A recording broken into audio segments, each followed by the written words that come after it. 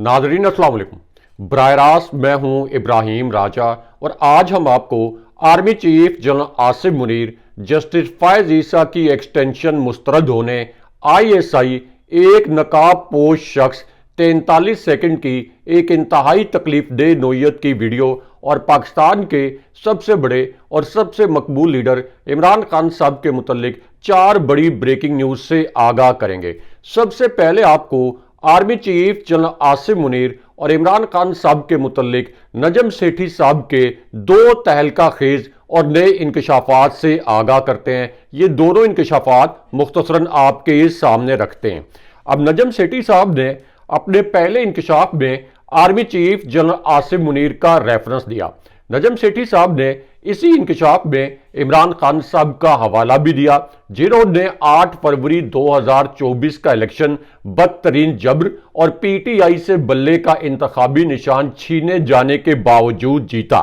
अब इस पूरी सूरत हाल में नजम सेठी साहब ने पहले इंकशाफ में यह बताया कि इस वक्त GHQ में मौजूदा हुकूमत को ख़त्म करने और शहबाज शरीफ की छुट्टी करवाने के मुतल्लिक क्या कुछ चल रहा है और GHQ में इस वक्त क्या थॉट प्रोसेस है और GHQ क्यों ये समझता है कि इस वक्त ये कठपुतली हुकूमत मुकम्मल तौर पर नाकाम हो गई है। क्योंकि एक ऐसी सिचुएशन में जब इस्टेब्लिशमेंट ने 8 फरवरी 2024 का पूरा इलेक्शन मैनेज किया, इस इलेक्शन को मैनेज करके नून लीग, जिसकी एक इंटरनेशनल सर्वे के मुताबिक कुल मिलाकर 2 नशिस्तें बनती थीं, इस 2 नशिस्तों वाली जमात को इक़्तिदार दिलाया, लेकिन उसके बावजूद नून लीग वो मकासद पूरे नहीं कर सकी जिसके लिए GHQ ने या आप कह लें कि इस्टेब्लिशमेंट ने इलेक्शन मैनेज किया था और शहबाज शरीफ को वजीर आजम बनाया गया था। अब इस पूरी सूरत हाल में PTI को क्रश करने के लिए भी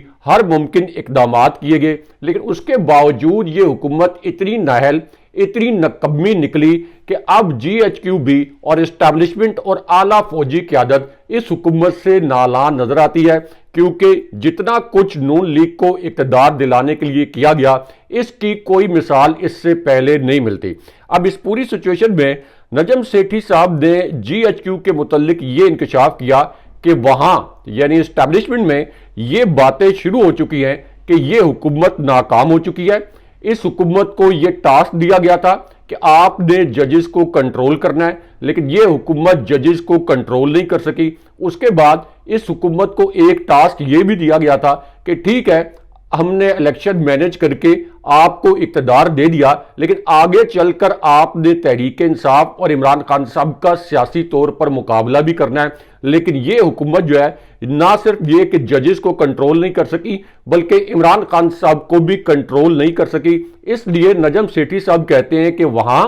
यदि GHQ में ये बातें शुरू हो गई हैं कि ये हुकूमत मुकम्मल तौर पर नाकाम हो चुकी है। उसके बाद नजम सेठी साहब ने दूसरा इंकशाफ भी फौजी क़यादत शहबाज शरीफ और इमरान खान साहब के मुतल्लिक किया। इस दूसरे इंकशाफ में नजम सेठी साहब ने कहा कि इस हुकूमत के पास इमरान खान साहब की मकबूलियत का किसी किस्म का कोई तोड़ नहीं है। इमरान खान साहब के बयानिए का कोई जवाब इस हुकूमत के पास नहीं है। ये तासुर था कि इमरान खान साहब जेल नहीं काट सकेंगे, इस हुकूमत का भी यही ख्याल था। लेकिन जिस तरीके से इमरान खान साहब ने बहादुरी से जेल काटी, उसके बाद अवाम में वो बहुत मकबूल हो गए हैं और हकीकत यही है कि इस वक्त इमरान खान पाकिस्तान के सबसे मकबूल लीडर हैं। लेकिन यहां आपको army chief general Asim Munir और इमरान खान साहब के मुतल्लिक अलग से जो एक बड़ी ब्रेकिंग न्यूज आई है और आर्मी चीफ के मुतल्लिक इमरान खान साहब के 2 इंकशाफात जिन्हें सेंसर कर दिया गया, या इमरान खान साहब के 2 जुमले जिन्हें मुकम्मल तौर पर सेंसर कर दिया गया, ये दोनों जुमले और ये दोनों इंकशाफात मुख्तसरन आपके सामने रखते हैं। अब इमरान खान साहब ने अपने पहले इंकशाफ में army chief general Asim Munir का रेफरेंस दिया। उसके बाद इमरान खान साहब ने कहा कि इस वक्त गैंग ऑफ 3 अपने जाती मफाद और एक्सटेंशन के लिए मुल्क की जमहूरियत और तमाम इदारों को तबाह कर रहे हैं। हमूदुर रहमान कमीशन की रिपोर्ट में भी यही बताया गया था कि याह्या खान ने अपनी जाती ताकत कायम रखने के लिए 50,000 पाकिस्तानी मरवा दिए थे और 90,000 पाकिस्तानी फौजी जो हैं वो उस वक्त कैद कर लिए गए थे। लेकिन उसके बाद इमरान खान साहब ने दूसरे इंकशाफ में army chief general Asim Munir का हवाला दिया। उसके बाद इमरान खान साहब ने कहा कि आज याह्या खान पार्ट 2 की बात चाहिए। आज पाकिस्तान का मुस्तकबिल खतरे में है। तमाम पाकिस्तानियों को चाहिए कि अपनी अदलिया की हिफाजत के लिए खड़े हों। अदलिया पाकिस्तानियों की आखिरी उम्मीद है। इस उम्मीद को ये कठपुतली हुकूमत और इस्टेब्लिशमेंट खत्म करना चाहते हैं। मेरे पाकिस्तानियों, हकीकी आजादी, जमहूरियत और तमाम अपने आईनी हकूक के दिफा के लिए अदलिया के साथ पूरी कुव्वत के साथ खड़े हो जाएं। लेकिन यहां आपको एक खुफिया एजेंसी के मुतल्लिक जो एक हसास नोयत की खबर आई है और इससे जुड़ी वीडियो भी वायरल हुई है, इसके मुतल्लिक आपको मुख्तसरन बताते हैं। तो मामला यह है कि पीटीआई का जो रावलपिंडी सुनामी था, उसके बाद पीटीआई की पूरी पिंडी की क्यादत को तकरीबन गिरफ्तार किया गया और अब सीमाविया ताहिर साहिबा ने जब उनको अदालत पेश किया गया तो उन्होंने ये इंकशाफ किया कि खालिद नामी एक पुलिस एहलकार और इसके साथ सिविल कपड़ों में मलबूस एक नकाबपोश जिसका ताल्लुक एक खुफिया एजेंसी से था, इसने मेरा दुपट्टा फाड़ा और मेरे गरेबान पर हाथ डाला। लेकिन उसके बाद एक और बड़ी दिलखराश वीडियो रावलपिंडी के सुनामी एहतजाज के बाद अब से कुछ देर पहले वायरल हुई है। अब इस वीडियो में यह देखा जा सकता है कि रावलपिंडी में जो पीटीआई का एहतजाज था, इसमें शिरकत पर पुलिस ने एक 80 साल की बुजुर्ग खातून जो कि बहुत नईफ हैं, उनके ऊपर दहशतगर्दी का पर्चा दर्ज कर लिया। इनका नाम है रोशन बीबी और उसके बाद एक 85 साल के बुजुर्ग की भी एक वीडियो वायरल हुई है क्योंकि वो अपनी कमर दिखा रहे हैं और उनकी कमर पर दर्जनों जो रबड़ की गोलियां हैं वो बरसाई गई और उनकी कमर पर इन गोलियों और जख्मों के निशानात देखे जा सकते हैं। लेकिन यहां आपको एक सहाफी के मुतल्लिक जो तकलीफदेह वीडियो वायरल हुई है, इस वीडियो के मुतल्लिक भी आपको बताते हैं और इस वीडियो का ताल्लुक बराह रास्त एस्टैब्लिशमेंट से और इमरान खान साहब से भी है। तो मामला यह है कि पीटीआई का जो रावलपिंडी का सुनामी एहतजाज था, इस दौरान जियो न्यूज के सीनियर रिपोर्टर हैदर शिराजी पर भी पुलिस ने तशद्दुद किया और इस तशद्दुद के बाद उन्होंने दो बड़े इंकशाफात किए, यानी जिस वक्त उनको गिरफ्तार कर लिया गया। अब हैदर शिराजी ने यह कहा कि जब मुझे पुलिस ने गिरफ्तार किया तो उसके बाद मुझे यह धमकी दी कि हम तुम्हारा इनकाउंटर कर देंगे, यानी तुम्हें पुलिस मुकाबले में मार देंगे, किसी को पता भी नहीं चलेगा। और उसके बाद हैदर शिराजी के बकौल उन्हें यह धमकी भी दी गई कि हम तुम्हें 9 मई के वाकयात के मुकदमे में गिरफ्तार कर लेंगे, तुम्हें दहशतगर्द बना देंगे, तुम दहशतगर्द बन के फिर रहे हो। अब इससे आप अंदाजा लगा लें कि 9 मई के वाकयात में और कितने ऐसे लोग जिनका कोई कसूर नहीं था, उनको भी 9 मई के वाकयात में नामजद किया गया होगा, क्योंकि जियो न्यूज के रिपोर्टर को पुलिस ये कह रही है कि हम तुम्हें 9 मई के वाकयात में नामजद कर देंगे। हालांकि वो वहां पर सिर्फ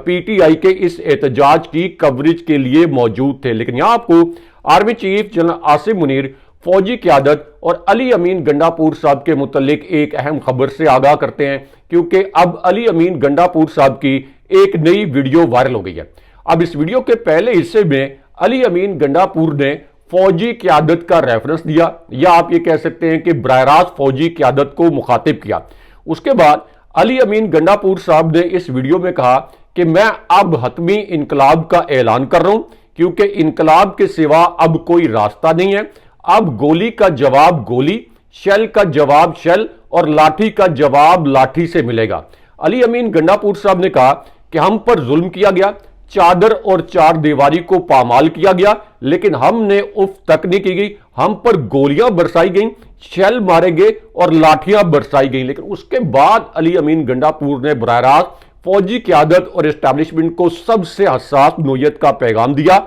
एक ऐसी सूरत हाल में जब एस्टैब्लिशमेंट के करीबी साफियों ने ISI के मुतल्लिक एक बड़ा इंकशाफ किया, बल्कि आप ये कह लें कि अपने जराए से उन्होंने इस इंकशाफ की तस्दीक भी की। अब एस्टैब्लिशमेंट के करीबी ये जो साफी और एंकर हैं, इन्होंने दोबारा से ये खबरें लगाई और ये ट्वीट्स की कि जब अली अमीन गंडापुर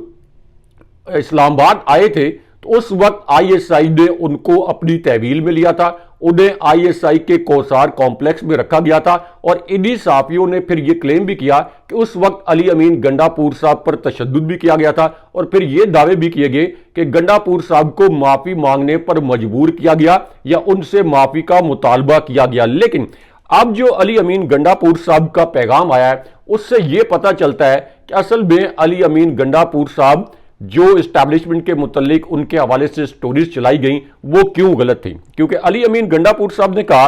कि हर 3 किलोमीटर पर पंजाब की पुलिस शेल और गोलियां मारते रहे, हमारे 3 कारकुनों को गोलियां लगी, 50 से ज्यादा कारकुन हमारे जख्मी हुए, पंजाब पुलिस हमारे हत्थे चढ़े लेकिन हमने उनको रेस्क्यू किया। लेकिन उसके बाद उन्होंने एस्टैब्लिशमेंट को एक सख्त नोयत का पैगाम पहुंचाया। अली अमीन गंडापुर साहब ने कहा कि अब इस्लाह के लिए मेरा आखिरी पैगाम है, इदारों को यानी एस्टैब्लिशमेंट को भी यह पैगाम है कि आवाम की आवाज अगर आप नहीं सुन सकते या आवाम की राय का एहतराम नहीं कर सकते तो फिर एक तरफ हो जाएं, फिर हमारे दरमियान ना आए, आवाम का फैसला आवाम को करने दें, सियासी फैसले सियासी लोगों को करने दें, आप किसी सूरत बीच में ना आए। और उसके बाद उन्होंने कहा कि अब हम एक शेल और एक लाठी के बदले 10 शेल और 10 लाठियां बरसाएंगे। लेकिन यहां आपको जस्टिस फायज ईसा की छुट्टी के मुतालिक अब से कुछ देर पहले जो एक बड़ी ब्रेकिंग न्यूज आई है, इस ब्रेकिंग न्यूज के मुतालिक आगाह करते हैं। तो मामला यह है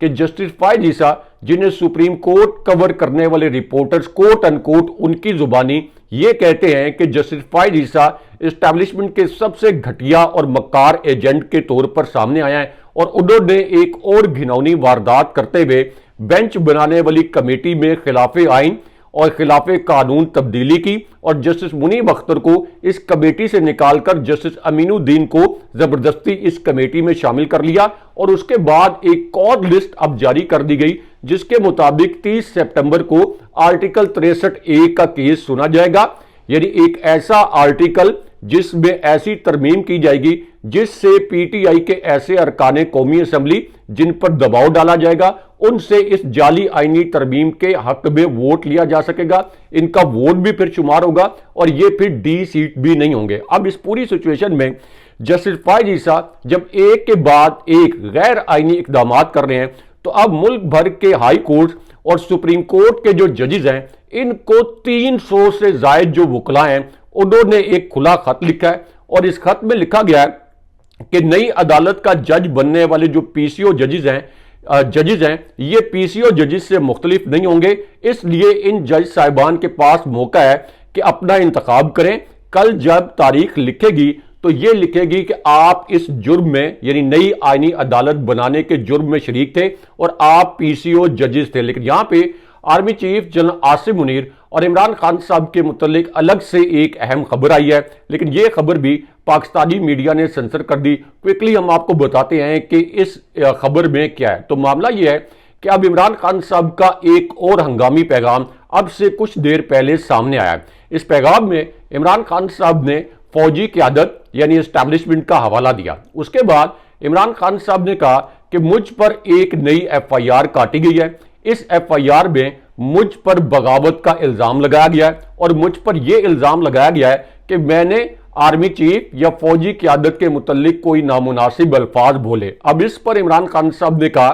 कि मैंने हमूदुर रहमान कमीशन की रिपोर्ट का हवाला दिया था। हमूदुर रहमान कमीशन की रिपोर्ट चीफ जस्टिस के लेवल पर बनाई गई थी और हमूदुर रहमान कमीशन की रिपोर्ट यह कहती है कि असल में याह्या खान ने मुल्क की सबसे मकबूल जमात उस वक्त की सबसे मकबूल जमात के खिलाफ ऑपरेशन किया अपने इक़्तिदार और ताकत को तूल देने के लिए, इसलिए पाकिस्तान उस वक्त 2 लाख हो गया। उसके बाद इमरान खान साहब ने कहा कि अगर हमूदुर रहमान कमीशन की रिपोर्ट को देखा जाए तो आज भी वही सूरत हाल है। एक शख्स अपनी ताकत और अपने इक़्तिदार को तूल देने के लिए पाकिस्तान की सबसे बड़ी सियासी जमात पीटीआई को इस वक्त क्रश करने के लिए उसी किस्म के इकदाम किए जा रहे हैं और दोबारा खुदा न खास्ता पाकिस्तान में उसी तरह के हालात पैदा किए जा रहे हैं जिस तरह के हालात 1971 में पैदा हुए थे। लेकिन यहां आपको कराची में जो पीटीआई का एक नया सुनामी आया और जहां से बड़े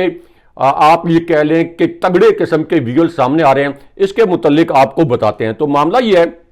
कि रावलपिंडी में पीटीआई के तारीखी सुनामी एहतजाज के बाद, लाहौर में सुनामी एहतजाज के बाद अब कराची में भी बहुत बड़े लेवल पर पीटीआई ने रैलीज निकाली हैं। तहरीक इंसाफ की जो कराची में रैलीज हैं ये मुख्तलिफ इलाकों से होती हुई कराची प्रेस क्लब पहुंची और यहां पिंडी के बाद यानी कराची में भी पीटीआई ने एक बहुत बड़ा जो पावर शो है ये पावर शो करके दिखाया। लेकिन उसके बाद अब तहरीक इंसाफ ने एक और बहुत बड़ा ऐलान भी किया है, यानी एक ऐसी सूरत हाल में जब अली अमीन गंडापुर साहब को यह चैलेंज किया गया था कि आप अटक पुल क्रॉस करके दिखाएं और यह चैलेंज किया गया था कि दूसरे लम्हे में आपकी हुकूमत गिर जाएगी। अली अमीन गंडापुर साहब ने एक मरतबा नहीं 2 मरतबा अटक पुल क्रॉस करके दिखाया, यानी लाहौर के जलसे में भी और उसके बाद तमाम रुकावटें तोड़ते हुए भी वो जो आपका रावलपिंडी का एहतजाज था तो ये अटक पुल क्रॉस कर गए। अब इस पूरी सिचुएशन में अलीमा खान साहिबा ने अब ये ऐलान किया है कि इमरान खान साहब ने हदायत की है